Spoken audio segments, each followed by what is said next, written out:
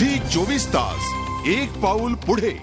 ते वाढायची कारण म्हणजे लोकसंख्या पण प्रचंड वाढलेली आहे आणि त्यामुळे असे प्रसंगही अनेक निर्भयासारखे जे अत्याचारावरती संबंध देश पेटून उठला आणि लोक रस्त्यावरती आली, तरुण मुलं मुली रस्त्यावरती आली, तर हे एक मला असं वाटतं जागृती लोकांमध्ये येण्याचं, संघटितपणे एकत्र येऊन त्याचा निषेध करण्याचं हे एक चांगलं लक्षण आहे। त्या निमित्ताने हा प्रश्न एक ऐरणीवरती आला की स्त्रियांचा अत्याचाराचा मुद्दा हा फक्त स्त्रियांचा नसून तरुण मुलं मुली सुद्धा रस्त्यावरती उतरले आणि मला असं वाटतं एक पॉझिटिव्ह याच्याकडे आपण चाललेलो आहोत।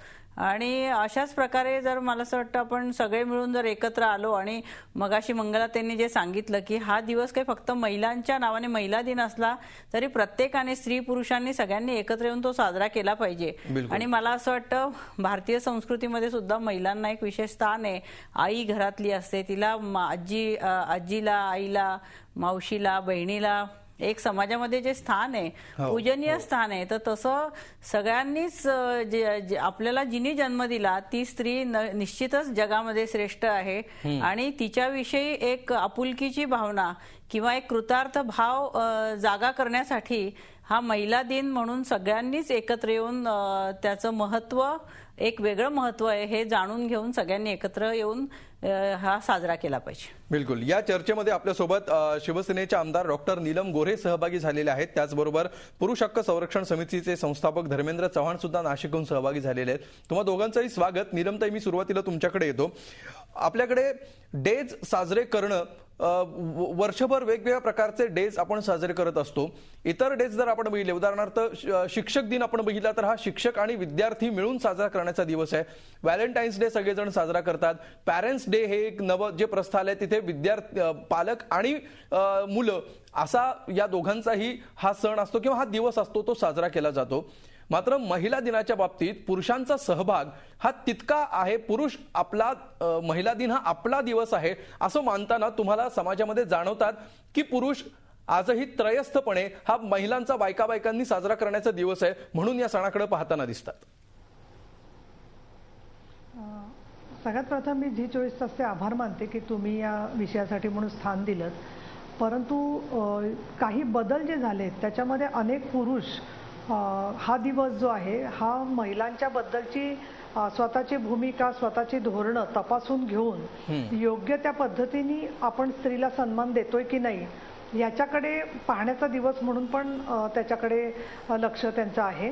दुसरं मला असं वाटतं की तुमची जी तरुण मुलांची पिढी आहे, म्हणजे जी पोस्ट 90 जे सगळे सक्रिय झालेले आहेत, पत्रकार आहेत, समाजात लोक आहेत, त्यांना व्हॅलेंटाईन डे आणि महिला दिवस हा सारखाच वाटतो। हे महिला चळवळीचं खरं सांगायचं तर दुर्दैव आहे असं मला वाटतं। याचं कारण असं की महिला कामगारांनी स्वतःच्या हक्कांसाठी लढा दिला आणि अनेक वेळेला संपूर्ण परिवर्तनाच्या किंवा विकासाच्या चळवळीमध्ये सुद्धा स्त्रीचं स्थान हे दुय्यम असतं। महिला मतदार म्हणून त्यांना गृहीत धरलं जातं आणि म्हणून राजकारण, समाजकारण, संस्कृती प्रत्येक क्षेत्रामध्ये स्त्रीचं स्थान जे काही वेळेला तिच्या संधी डावलल्या जातात, तिला कमी मानलं जातं, ते बदलण्याची सुरुवात करणारा दिवस म्हणून या 8 मार्च महिला दिनाकडे आम्ही साजरा करतो। आणि मी पहिल्यांदा जेव्हा महिला दिन पाहिला 75 साली, मी अगदी विद्यार्थिनी होते तेव्हा, आज जसं तुम्ही मांडताय ना तसंच माझ्या मनामध्ये होतं की महिला दिवसांनी काय होणार आहे। पण काही दिवसातच, म्हणजे काही तासातच एक महिला माझ्यापर्यंत येऊन पोचली की जिचा पती दगावला म्हणून तिचं केशवपन सक्तीने होणार होतं आणि तिथे माझ्या असं लक्षात आलं की अशा नको त्या गोष्टी कुटुंबातून सुद्धा जेव्हा स्त्रियांना सामोरं जावं लागतं त्यावेळेला कुणीतरी समाजाने तो प्रश्न खाजगी न मानता तिच्या पाठीशी उभं राहावं लागतं। आणि म्हणून ज्या संकटात सापडलेल्या काही स्त्रिया आहेत त्यांना परत जगण्याची उर्मी देणारा दिवस म्हणून महिलांनी आणि पुरुषांनी याच्याकडे पाहिलं पाहिजे। दुसरं, पुरुष म्हणजे सगळेच अत्याचारी असं अजिबात नाहीये। माझ्याकडे जे येतात अनेक लोक इतक्या वर्षामध्ये येतात, ते बहिणीचा भाऊ म्हणून समझोता झाल्यावरती नवरा बायको दोघं आनंदाने एकत्र जाऊन महिला दिवशी फोन करणारे लोक, मुलगा म्हणून की जो आईच्या पाठीमागे उभा राहिलेला आहे या सगळ्या परिस्थितीमध्ये, वडील म्हणून की ज्यांच्या मुलीवर अत्याचार झालेले आहेत, असे सुद्धा पुरुष ज्यावेळेला येतात तिथे खरं सांगायचं तर हा महिलांचा दिवस आहे का पुरुषांचा हा भेद गळून पडतो। आणि तुमचा जो प्रश्न होता की काय होतंय महिला दिनातून, तर 6 बदल झाले आणि अगदी सूत्ररूपाने सांगायचं झालं तर पहिली गोष्ट आम्ही बदललो. एक महिलांची पिढी पूर्णपणाने एका राजकारणाकडे, समाजकारणाकडे, विकासाकडे वेगळ्या दृष्टीने पाहायला लागली की स्त्रियांना सर्व क्षेत्रात समान संधी मिळाली पाहिजे. त्या दबावामुळे दुसरा बदल म्हणजे सरकार बदललं, सरकारची भूमिका बदलली आणि कल्याणवादी जो दृष्टिकोन होता की स्त्रीचा उद्धार करायचा गरीब बिचाऱ्या स्त्रियांचा, त्याच्या पलीकडे जाऊन ती सक्षम झाली पाहिजे ही भूमिका सरकारला स्वीकारावी लागली. कायदे बदलले गेले पाहिजेत याचं बीज पेरलं गेलं, परंतु अजूनही अनेक कायदे बदलले गेले नाहीयेत आणि म्हणून परत परत काही वर्षांनी बलात्कार विरोधी आता जसा उठाव एक दिल्लीत दिसला तसे आपल्याला दिसतात. त्यामुळे कायदे बदलाची गरज जाणवायला लागली. हा तिसरा भाग मला वाटतोय. चौथा जो भाग आहे त्याच्यामध्ये मदत करणाऱ्या पुरुषांची संख्या निश्चितपणाने वाढली असं मला वाटतं आणि उपहास, उपेक्षा याच्या पलीकडे जाऊन हा महिला दिवशी कितीतरी सकाळच्या वेळेला जे पहिले SMS येतात ते पुरुषांचे असतात. हा संख्या बदलत चालली आहे. महिलांच्या बरोबरीने पुरुष तिथे आपल्याला एकमेकाला त्याची जाणीव करून देताना दिसत आहेत. त्याचबरोबर स्त्रियांचं श्रम, स्त्रियांच्या वरचे अत्याचार, स्त्रियांची जनगणनेमध्ये सुद्धा सेन्ससमध्ये नोंद झाली पाहिजे की त्या काय योगदान करतात याची नोंद घ्यायला सुरुवात झाली 2001 पासून. हा खूप मोठा एक्सरसाइज आहे. जेंडर बजेटची चर्चा सुरू झाली आणि सगळ्यात महत्त्वाचं मी असं म्हणेन की काही स्त्रियांच्या आत्महत्या न होता त्यांचे जीव वाचले. हा एक मोठा बदल गेले 5-6 जे बदल मी म्हणते त्याच्यात आहे. महिला आरक्षण तर आहेच आहे. दुसरं मला असं वाटतं की पुरुष म्हणजे अमुक एक पुरुषी वर्चस्वाच्या भावनेतून वागणारा, याच्या पलीकडे जाऊन संवेदनशील पुरुष, संवेदनशील नेता, संवेदनशील असा भाऊ, पती, मित्र, सहकारी आपण असणं हे आपल्याला गौरवास्पद आहे.